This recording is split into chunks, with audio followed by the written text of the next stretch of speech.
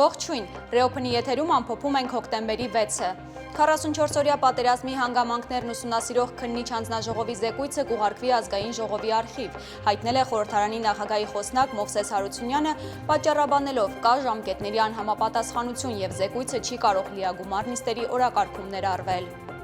Կառավարության կազմի հրապարակումից ժամեր անց հրաժարականի դիմում է ներկայացրել Ֆրանսիայի նորանշանակ վարչապետ Սեբաստիան Լկորնյուն։ Նա պաշտոնավարել է ընդամենը 27 օր։ Նախագահ Մակրոնի երկրորդ ժամկետում Լկորնյուն արդեն 5-րդ հեռացող վարչապետն է։ Վրաստանը հայտնվել է խորը ճգնաժամի կիզակետում, որը հաջորդել է ՏԻՄ ընտրություններին, որոնք արմատական ընդդիմությունը բոյկոտել էր, այնուհետև բախումներով ուղեկցվող ցույց էր սկսել։ Վարչապետ Իրակլի Կոբախիձեն հայտարարել է, որ ընդդիմությունն արդեն 5-րդ Մայդանն է կազմակերպում եւ հեղաշրջման բոլոր փորձերը կտապալվեն։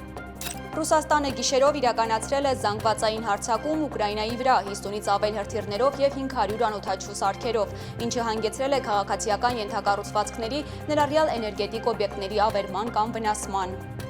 Գենդեր Փարթի Շաքիի ջրվեժում հայտնաբերվել է ջրվեժը գունավորող անձը։ Կարմիրով նախաձեռնողը փորձել է ազդարարել իր աղջկա ծնունդը։ Անհետ կորած անձանց հարազատներ Արսեն Ղուկասյանի եւ Աբիջան Սարգսյանի նկատմամբ հարուցվել է հանրային քրեական հետապնդում քրեական օրենսգրքի 2 հոդվածով։